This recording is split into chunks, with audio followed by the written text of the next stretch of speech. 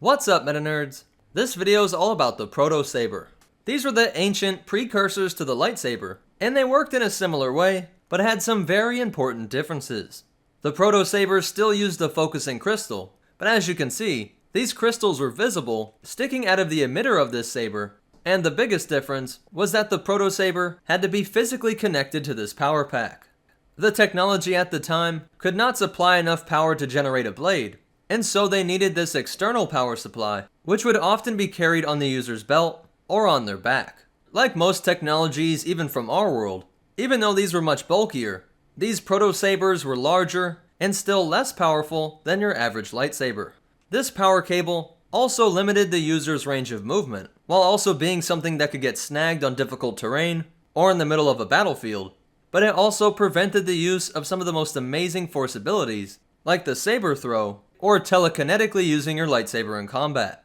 I guess you could just manipulate the Protosaber and its power pack, but this would be very cumbersome. And just imagine how difficult it would have been for General Grievous if he tried to use 4 Protosabers. The first reported use of a Protosaber on the battlefield was during the 100-Year Darkness, which started in 7000 BBY, after Ajunta Pall and other alchemists left the Jedi Order. Despite their relative weakness to the lightsaber, for their time, this was one of the deadliest weapons that a warrior could have, and it started to phase out the previous weapon of choice, the force-imbued blade.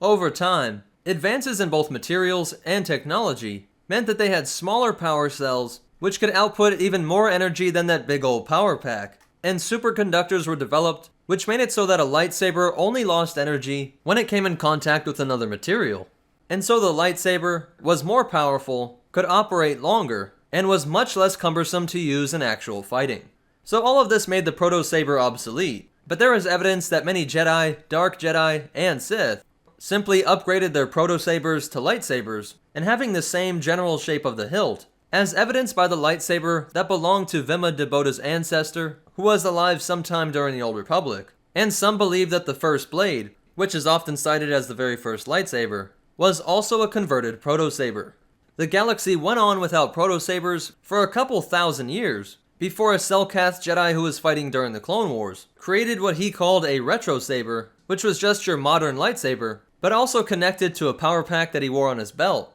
so that he could give his blade a power surge, which temporarily gave his lightsaber even more cutting power. So that's it for the Protosaber, and the only behind the scenes fact that I want to point out is more about the first blade, and how it really messes up the timeline of the force-imbued blades, proto-blades, and lightsabers, as it's said that it was created by a Jedi Master, but the Jedi Order ended in 25,783 BBY, when it turned into the Jedi Order, but proto-blades weren't supposed to come out until around 7,000 BBY, and so I think there's only 2 ways that we can reconcile this, with one being that this weapon just had a legendary status, and people just kept pushing the date of its creation further and further back, or the first blade wasn't developed by a Protosaber, but instead by a Force Saber, which ironically were developed by the Rakata and worked by channeling dark side energy. Let me know what you guys think about those timelines in the comments down below, but that's it for the Protosaber. If you liked it, go ahead and hit that like button, and if you want to check out our social media, or ways that you can help support this channel, be sure to check out the description down below. If you want to see more, be sure to hit that subscribe button, and hit the bell icon so that you get notifications. But more important than all that,